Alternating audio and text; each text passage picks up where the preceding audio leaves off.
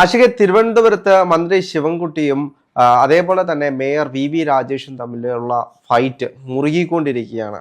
യഥാർത്ഥത്തിൽ ഇത് എവിടെ ചെന്ന് അവസാനിക്കും? ഒരു മുൻ മേയറും നിലവിലെ മേയറും തമ്മിലുള്ള ഒരു കോൺഫ്ലിക്റ്റ് എന്ന് വേണമെങ്കിൽ ഇതിനെ പറയാം. ശിവൻകുട്ടി അവിടുത്തെ മേയറായിരുന്നു, പറയാതെ തന്നെ അറിയാവുന്നതാണല്ലോ. അപ്പോൾ അദ്ദേഹം ഭരിച്ചിരുന്ന, അല്ലെങ്കിൽ ആര്യ രാജേന്ദ്രൻ ഭരിച്ചിരുന്ന ആ സമയത്ത് ഒരു കോർപ്പറേഷൻ എങ്ങനെയായിരുന്നു, അല്ലെങ്കിൽ ഇപ്പോൾ BJP കയ്യിൽ കിട്ടിയതിന് ശേഷം എങ്ങനെയാണ്, അങ്ങനെ രണ്ട് രീതിയിൽ കമ്പയർ ചെയ്താണ് ഇപ്പോൾ ശിവൻകുട്ടിയുടെ അടി കൊടുക്കുന്നത്, ശിവൻകുട്ടി വി രാജേഷിന് ഈ അടി കൊടുക്കുന്നത്. അതായത് നമ്മൾ ഈ ആറ്റുകാൽ പൊങ്കാലയ്ക്ക് കണ്ടതാണ്. അതിൻ്റെ തലേ ദിവസങ്ങളിൽ അവിടെ വെള്ളക്കെട്ടും കാര്യങ്ങളുമായിട്ട് സൗകര്യമില്ല, വെള്ളത്തിന് സൗകര്യമില്ല, മാലിന്യങ്ങളും എല്ലാം ഭയങ്കര ഇഷ്യൂ ഒക്കെ ആയിരുന്നു. അത് ഇപ്പോഴും തുടർന്ന് തന്നെ പോവുകയാണ്. അതുമാത്രമല്ല, ഇപ്പോൾ BJP കോർപ്പറേഷൻ പിടിച്ചടക്കിയതിൽ പിന്നാലെ മോദിയെ കൊണ്ടുവന്ന് ബ്ലൂ പ്രിൻ്റ് പ്രകാശനം ചെയ്യുമെന്നുള്ള ഒരു പ്രസ്താവന കാര്യങ്ങളുണ്ടായിരുന്നല്ലോ. ഇതെല്ലാം BJP-ക്കാർ പറഞ്ഞതെല്ലാം ഒരർത്ഥത്തിലെല്ലാം വെറും ഊതി വീർപ്പിച്ച നുണകളായിരുന്നു എന്നാണ് ഇപ്പോൾ നമ്മുടെ മുന്നിൽ തെളിയുന്നത്. അല്ല, നമ്മൾ മറ്റൊരു കാര്യം എന്ന് പറയുന്നത്, കഴിഞ്ഞ തെരഞ്ഞെടുപ്പിൽ ഏറ്റവും കൂടുതലും ചർച്ചാ വിഷയമായത് തിരുവനന്തപുരം കോർപ്പറേഷൻ പിടിച്ചത് തന്നെയാണ്. തിരുവനന്തപുരം കോർപ്പറേഷൻ BJP പിടിച്ചതുകൊണ്ട് ഇനി നിയമസഭാ തെരഞ്ഞെടുപ്പിലും BJP ആയിരിക്കും തിരുവനന്തപുരത്ത് പല മണ്ഡലങ്ങളും പിടിക്കാൻ പോകുന്നത് എന്നുള്ള രീതിയിൽ BJP-യുടെ ഒരുപാട് പ്രവചനങ്ങളുണ്ടായിരുന്നു. BJP പല മണ്ഡലങ്ങളും രണ്ടാം സ്ഥാനത്തും വരുന്നുണ്ട്. അപ്പോൾ തിരുവനന്തപുരത്തെ സംബന്ധിച്ച് BJP-ക്ക് വേരുറപ്പുള്ളൊരു മണ്ണായിട്ട് തിരുവനന്തപുരം മാറുന്നുണ്ട്. പക്ഷേ കഴിഞ്ഞ കാലങ്ങളിലെല്ലാം തിരുവനന്തപുരം കോർപ്പറേഷൻ അടക്കം ഭരിച്ചുകൊണ്ടിരുന്നത് CPM ആണ്. കഴിഞ്ഞ തവണ ആര്യ രാജേന്ദ്രൻ ആയിരുന്നെങ്കിൽ അതിനു മുമ്പിട്ട് VK പ്രശാന്ത് ആയിരുന്നു നമ്മുടെ മേയർ ബ്രോ. അപ്പോൾ സ്വാഭാവികമായിട്ടും കഴിഞ്ഞ കാലങ്ങളിലെല്ലാം CPM പൊന്നാപുരം കോട്ട പോലെ കാത്തു സൂക്ഷിച്ചു കൊണ്ടുപോയിരുന്നൊരു സ്ഥലമായിരുന്നു തിരുവനന്തപുരം കോർപ്പറേഷൻ എന്ന് പറയുന്നത്. ആ കോർപ്പറേഷൻ കൈവിട്ടു പോകുന്നൊരു സാഹചര്യം. ആര്യ രാജേന്ദ്രൻ ഭരണത്തിലേക്ക് വരുന്നു. ഒരുപാട് അഴിമതികൾ CPM-നെതിരെ ഉന്നയിക്കാൻ വേണ്ടി, അല്ലെങ്കിൽ ഭരണ സംവിധാനത്തിനെതിരെ BJP-ക്ക് ആഞ്ഞടിക്കാനുള്ള അവസരമായിരുന്നു അവിടെ ഉണ്ടായത്. അന്ന് പ്രതിപക്ഷമായിട്ടുണ്ടായിരുന്നത് BJP ആണോ? BJP നല്ല രീതിയിൽ പ്രവർത്തിച്ചു എന്ന് വേണമെങ്കിൽ പറയാം. ഓരോ കാര്യങ്ങളും എണ്ണി പറയാനും അത് ജനങ്ങളുടെ ഇടയിലേക്ക് എത്തിക്കാനും BJP-ക്ക് കഴിഞ്ഞിട്ടുണ്ട്. അത് സ്വാഭാവികമായിട്ടും BJP-ക്ക് അനുകൂലമായിട്ട് വരികയുമുണ്ടായി. അതിൻ്റെ ഫലമായിട്ടാണ് ഇത്തവണ കോർപ്പറേഷൻ തിരിച്ചു കോർപ്പറേഷൻ തിരുവനന്തപുരത്ത് BJP പിടിക്കുന്ന ഒരു സാഹചര്യം ഉണ്ടായി.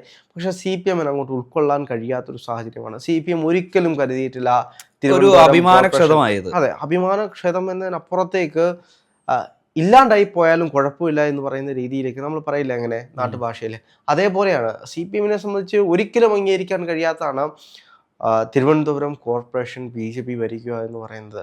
അത്രയ്ക്ക് ശക്തമായിട്ട് സംഘടനാ സംവിധാനമുള്ളൊരു സ്ഥലമാണ് തിരുവനന്തപുരം. കഴിഞ്ഞ നിയമസഭാ തെരഞ്ഞെടുപ്പിന് ഒറ്റ മണ്ഡലം മാത്രമേ UDF-ന് കിട്ടിയുള്ളൂ. ബാക്കി 13 മണ്ഡലങ്ങളും LDF തന്നെ ഭരിക്കുന്നൊരു സാഹചര്യം കൊണ്ടാണ്.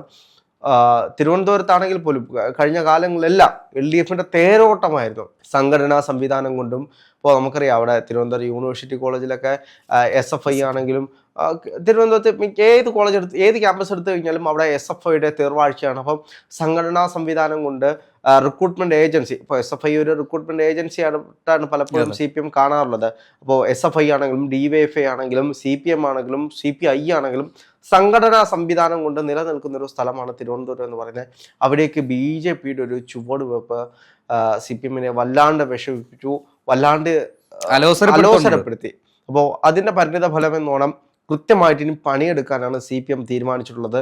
BJP ചെയ്യുന്ന ഓരോ പ്രവർത്തനങ്ങളും, ഓരോ ചെറിയ പ്രവർത്തനങ്ങൾ വരെ കൃത്യമായി ചോദ്യം ചെയ്യുന്ന രീതിയിലേക്കാണ് പൊയ്ക്കൊണ്ടിരിക്കുന്നത്.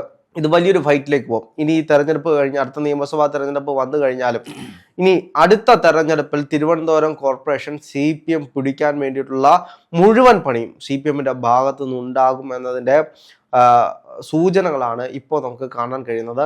ഇപ്പോൾ ശിവൻകുട്ടിയും വി രാജേഷും തമ്മിലുള്ള ഫൈറ്റ് മുറുകിക്കൊണ്ടിരിക്കുകയാണ്. അങ്ങോട്ടും ഇങ്ങോട്ടും വാക്പോരുകൾ നടത്തിക്കൊണ്ടിരിക്കുകയാണ്.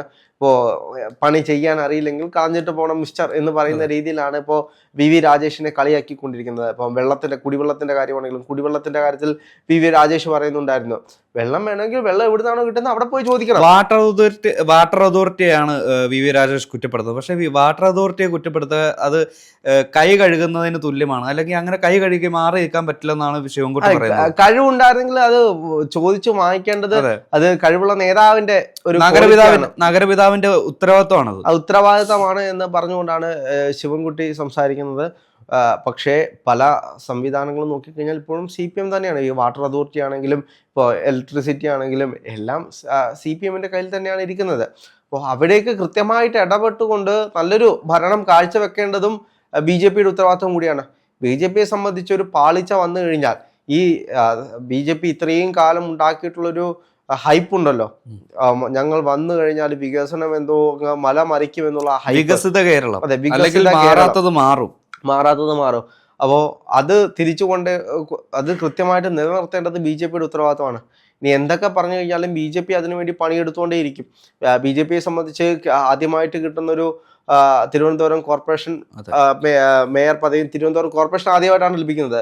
അപ്പോൾ അത് ജീവൻ കൊടുത്തും പിടിച്ചു നിർത്തുക എന്നത് BJPയുടെ ഉത്തരവാദിത്തമായതുകൊണ്ട് എൻ്റെ കണക്കൂട്ടലനുസരിച്ച് BJP മറ്റെന്തെങ്കിലും വഴികൾ കാണുമെന്ന് തന്നെയാണ്.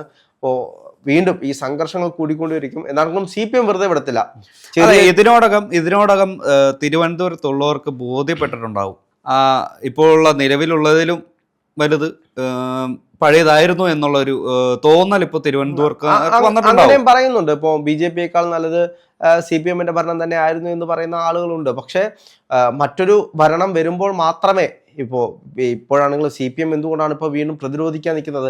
നേരത്തെ ഉണ്ടായിരുന്നപ്പോൾ തങ്ങൾ മാത്രമായിരുന്നു, തങ്ങളെ ചോദ്യം ചെയ്യാൻ ആരുമില്ല എന്നൊരു ബോധ്യമുണ്ടായിരുന്നു. ഇന്ന് തങ്ങളില്ല എന്നൊരു ബോധ്യമുണ്ടാകുമ്പോൾ ഇനി പിടിച്ചു നിൽക്കേണ്ടത് ഞങ്ങളുടെ ഉത്തരവാദിത്തമാണ്. ജനങ്ങളോടൊപ്പം നിൽക്കുക, ജനങ്ങൾക്ക് വേണ്ടി വികസന പ്രവർത്തനങ്ങളിൽ ഏർപ്പെടുക, ജനങ്ങൾക്ക് വേണ്ടിയിട്ട് നിലനിൽക്കുക എന്ന് പറയുന്ന രീതിയിലേക്ക് CPM മാറുന്നുണ്ട്.